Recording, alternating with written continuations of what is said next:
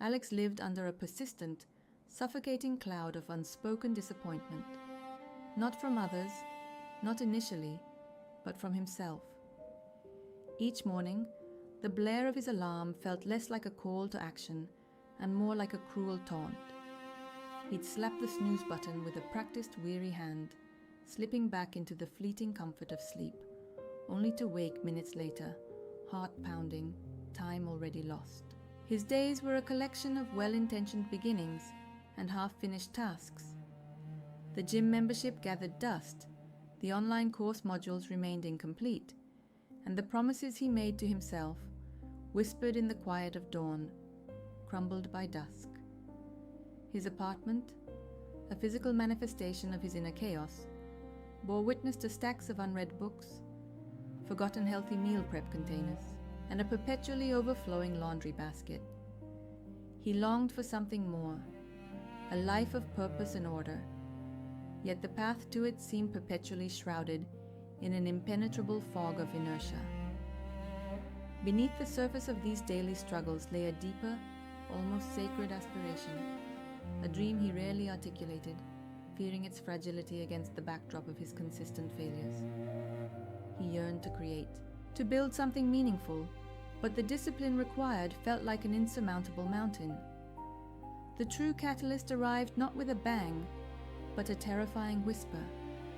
A routine checkup, prompted by a persistent dull ache he'd ignored for months, revealed a concerning anomaly. The doctor's calm, measured tones spoke of lifestyle changes, of immediate drastic shifts, of a future potentially cut short if his current trajectory continued. The words hit Alex like a physical blow, stripping away his complacency. This wasn't just about unfinished projects anymore. It was about life itself. The fear, cold and sharp, ignited a desperate, urgent need for transformation. He had to change. Driven by this new, stark reality, Alex plunged headfirst into the world of self-improvement. He devoured motivational podcasts, subscribed to productivity newsletters, and filled his calendar with rigid routines. For a few days, sometimes even a week, he'd ride the wave of initial enthusiasm. He'd wake early, meditate, exercise, and tackle his work with a newfound vigor. But inevitably, the old patterns would creep back. A late night would derail his morning, one skipped workout would snowball into a week of inactivity, and the meticulously planned schedule would devolve into a familiar disarray. Each regression chipped away at his self-worth, deepening the grooves of frustration and self-doubt. It was a cruel cycle, an endless loop of hope followed by despair, each failure reinforcing the insidious belief that he was simply incapable of sustained discipline. The roots of this self-sabotage ran deeper than just bad habits. A critical voice, a ghost from his past, echoed in his mind. He remembered the dismissive sighs of his father, the subtle eye rolls whenever Alex expressed an ambitious idea, the constant implication that he was inherently less capable, less driven than others. A betrayal in his early 20s, a close friend who had undermined his efforts at a crucial moment, had also left a scar, fostering a deep-seated fear of commitment and vulnerability. These past wounds, though unacknowledged, silently fueled his present struggles, convincing him that failure was his inescapable destiny, that true discipline was a trait reserved for others. Just as the shadow of defeat began to consume him entirely, a faint, almost imperceptible light appeared. One particularly bleak evening, scrolling aimlessly through his phone, he stumbled upon an old, almost forgotten video. It wasn't about productivity hacks or motivational speeches. It was a simple, heartfelt testimonial about a profound spiritual shift, about finding strength beyond one's own limited willpower. The speaker, calm and serene, spoke of surrendering, of connecting to something larger than oneself. It wasn't a quick fix, nor did it promise instant success. It offered something far more subtle, a different perspective, a gentle invitation to look inward, not for self-condemnation, but for connection. Alex, utterly defeated by his own efforts, felt a faint, unfamiliar pull. He stood at a crossroads, exhausted and disillusioned, yet a minuscule spark of curiosity flickered within him. Before we continue, subscribe to the channel and tell us in the comments where you are watching from. The faint spark within Alex, ignited by that unexpected video, slowly began to flicker into a fragile flame. It wasn't an immediate transformation, but rather a gentle awakening. One quiet morning, instead of reaching for his phone to scroll, he found himself sitting in silence, a quiet desperation urging him to try something new. He closed his eyes, not in meditation as he understood it, but in a simple act of surrender. He spoke, not to himself, but to an unseen presence, admitting his failures, his exhaustion, his profound inability to change alone. It was a raw, unscripted prayer, a pouring out of a burdened soul. In that moment, a profound sense of peace, unlike anything he had ever known, washed over him. It wasn't a booming voice or a blinding light, but a deep, resonant calm that settled within his chest, a quiet assurance that he was not alone, that there was indeed something larger than himself, ready to guide. This spiritual encounter was a revelation, shifting his understanding from self-effort to divine partnership. With this newfound connection, Alex began to integrate his spiritual understanding into his daily life. It wasn't about rigid rules, but about cultivating a relationship, a constant dialogue. He started his mornings with gratitude, not just for the day, but for the breath in his lungs, for the quiet strength he felt growing within. He began to see his purpose and value, not through the lens of his accomplishments or failures, but as an inherent gift, a reflection of a divine design. This perspective provided a framework for discipline that transcended mere willpower. It became less about forcing himself to do things, and more about aligning his actions with a deeper sense of purpose and a loving presence. The small, consistent acts of discipline, waking early, tidying his space, focusing on tasks, no longer felt like battles, but like offerings, acts of stewardship for the life he was given. Yet the path was far from smooth.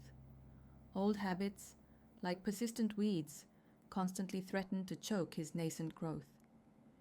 There were days when the familiar inertia seemed overwhelming, when the allure of procrastination whispered seductively. One particularly challenging week, a major project at work hit a snag, demanding late nights and intense pressure.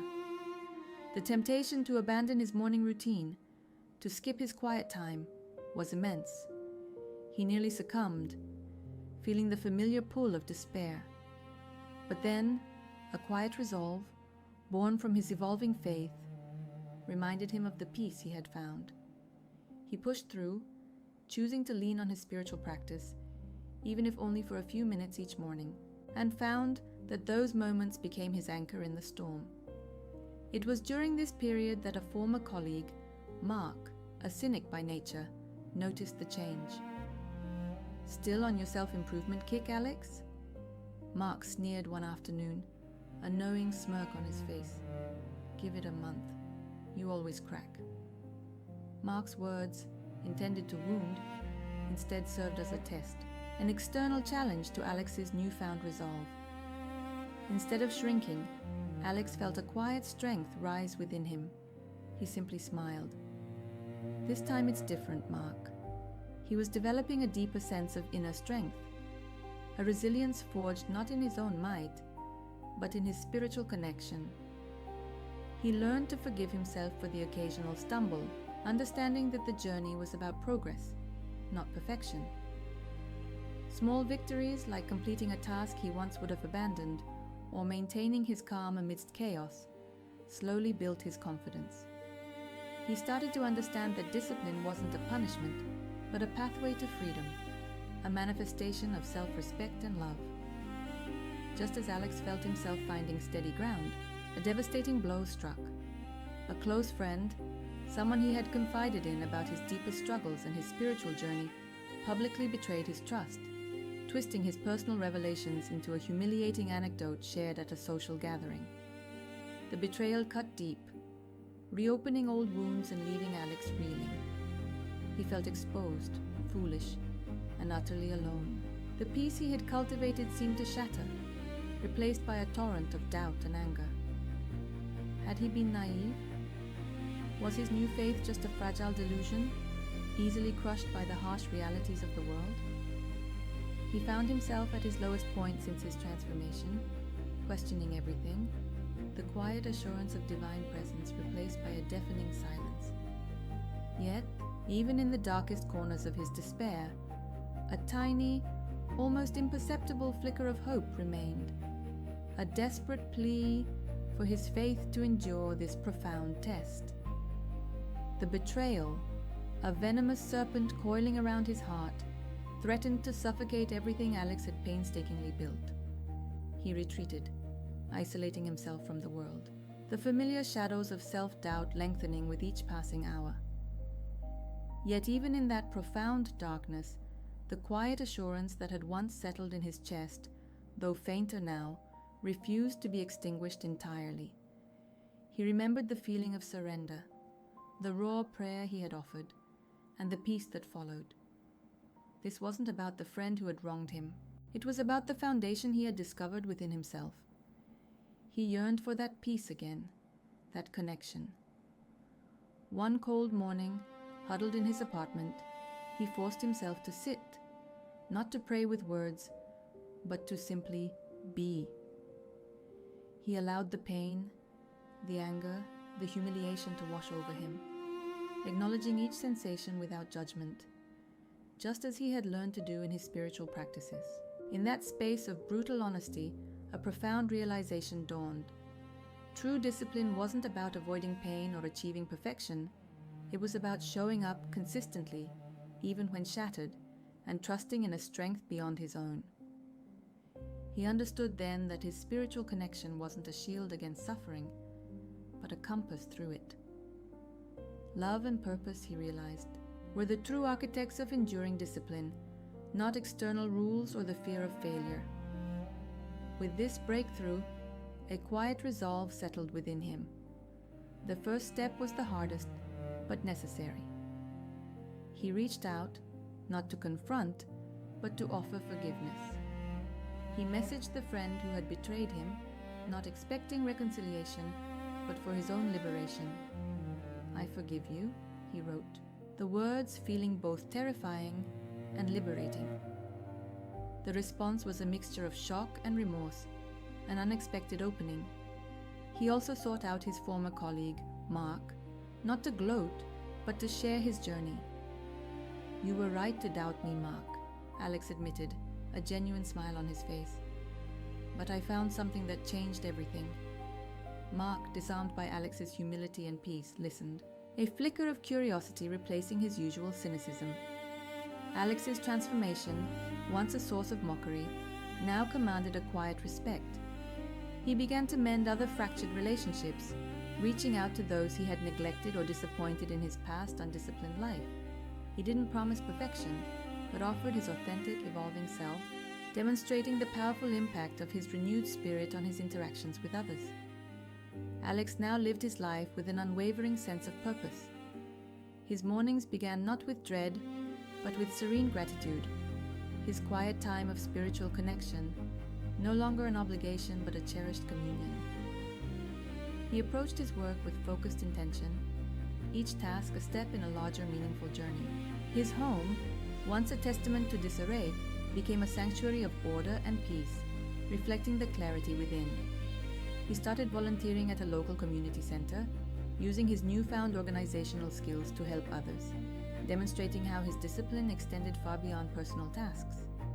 He found immense joy in the small, consistent acts of service, realizing that true fulfillment lay in contributing to something greater than himself.